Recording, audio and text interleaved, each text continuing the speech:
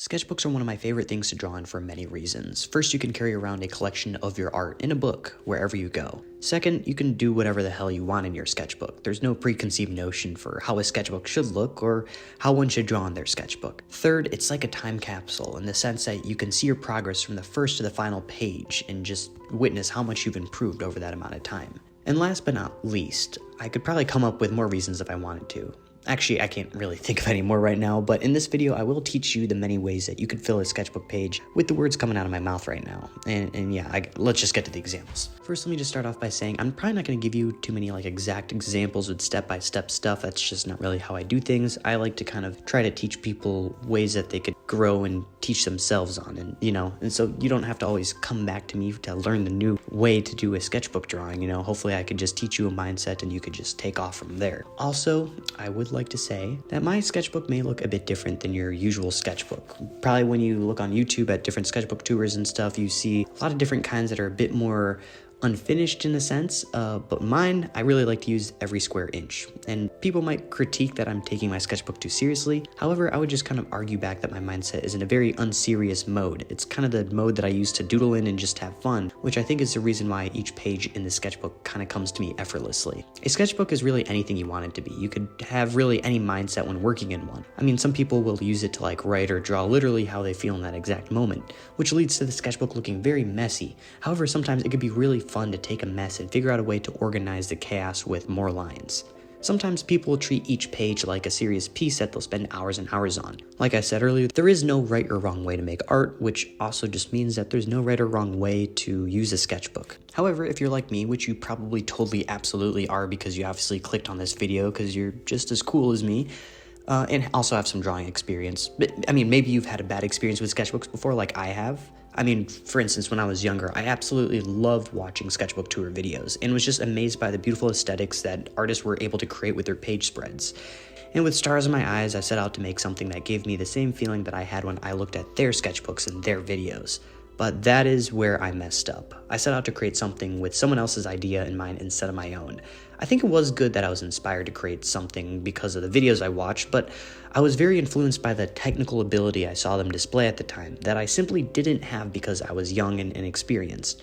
So with my expectations way above my abilities, I basically set myself up for failure, and just all the aesthetic dreams and aspirations I had with countless sketchbooks, especially when I was in middle school, ended up as just huge failures in my eyes, as just things never went as well as I was hoping. I think that's where I learned a valuable lesson that I need to work at my own pace, and it's important what lens you really see things through. When people consume entertainment or social media content, subconsciously it is quite common for one to try to find themselves within the story. By finding a way to relate or attach yourself to the content in some way in your mind, it makes it feel more real, more personal, and just more true to you. When you apply this to art though, sometimes artists look at others' work and attach themselves too much to another artist, or just their work, and they lose sight of themselves and their actual strengths, chasing something that they'll never be able to achieve, because someone can only be the best version of themselves. If you try to be someone else, you are never going to be a better version of them. You're only going to be second to them. So when I set out to complete the sketchbook back in 2019, I told myself that there's really nothing off limits and gave very few rules for myself to follow. I think really the only rule that I did have for this sketchbook was just to make sure that when I start a piece, I finish with the same amount of effort and focus as when I started. I really just try to make sure that with every square inch that I draw, I use the same amount of effort all the way through to maintain consistency. I did this because when I was younger, and as soon as I saw that reality and my expectations were different, it completely sucked all the motivation out of me, and all of a sudden the shading became sloppier. I would scribble in the background because I was no longer interested, and the result was basically a half good, half bad drawing, which I would argue is worse than just a bad or a good drawing.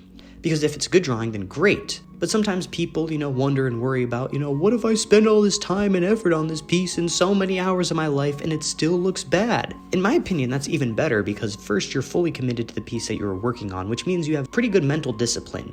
Second, because you completed the piece and you know it's bad, you are aware of what you could improve upon next time, which means that you will learn and grow. If you give up halfway through, I think that you'll just learn at a slower pace, in some cases because you'll not really be fully aware of your flaws and how to manage them.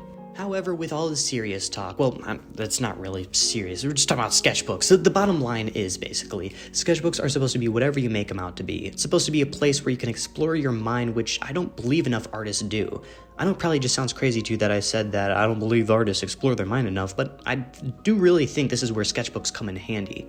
There are so many artists out there who are very insecure about sharing their work, and they hate what they do, and they have low self-esteem when it comes to their craft, and they're just scared to draw because they think too much about what other people think or how they will end up hating their own creations. To put it bluntly, I think this is the sole reason why one's art is garbage. Not because it's actually garbage, but because they've decided to put themselves on a leash. I think one of the coolest things about being an artist is being able to explore one's own mind and just enjoying the process. I say their art is garbage because they're scared and ashamed to admit that they're very interested in their own mind. It's viewed as narcissistic or egotistical, when in reality, I think it's okay to feel that way as long as you don't project that onto others' lives in a harmful or selfish/self-serving manner.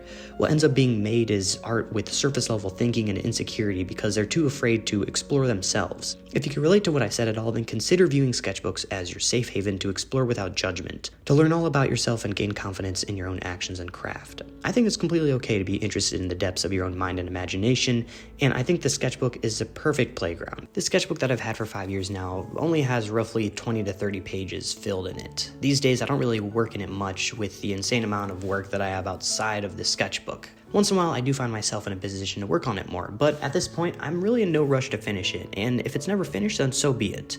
It's probably my favorite collective work of art that I've made to date though, and I don't think really anything will top it. I don't think any of these pieces are particularly impressive to me from like a technical standpoint, but it's worth more than money or words to me, just to be able to have a timeline or a time capsule of sort that displays where I was in my life. I think it really gives me insight into my own headspace and where my mind was at the time of creating the piece. When I began, I was still in high school, unsure of what the future held for me.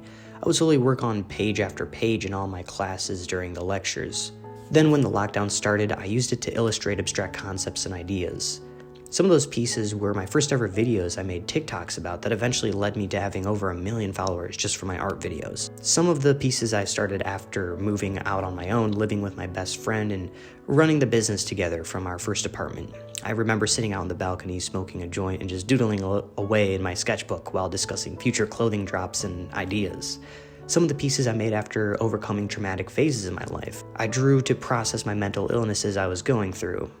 Today, it's kind of just used to make videos like these, and also when I just have sudden bursts of inspiration. Recently, I found myself waiting in the car or at restaurants, and I'll take it out, and I've even finished a page or two while just being out and about. Now, just to recap, there is no right or wrong way to fill in a sketchbook, as I said earlier. The important lesson that you should take away from this video is to commit 100% to what you set out to do, and make sure that you're just expressing your true self and not trying to emulate someone that you may look up to. For me, I just hope my sketchbook doesn't fall apart before I do. When it comes to videos and tutorials, I kind of have a difficult time doing the whole step-by-step thing, because for me, that's the reason I hated math class. We learned formulas and everyone had to follow the same formula to get the same results, and we were all rewarded for that. Maybe that works for math, but for me, it just doesn't make sense to make another one of those videos where there are already plenty of those out there for you to watch, the step-by-step thing of how you could do it this way, and here's how you draw like this. But what I don't see enough of is artists talking about mindset, artistic process, and just different ways to become your own teacher instead of depending on others to learn. I think once you're able to learn on your own, you become unstoppable, and any goal you set out for yourself is achievable in a realistic sense. So hopefully this video helped you in some way, shape, or form, and I would love to know your thoughts on all this. Also consider subscribing or watching more of my videos. Thanks for watching.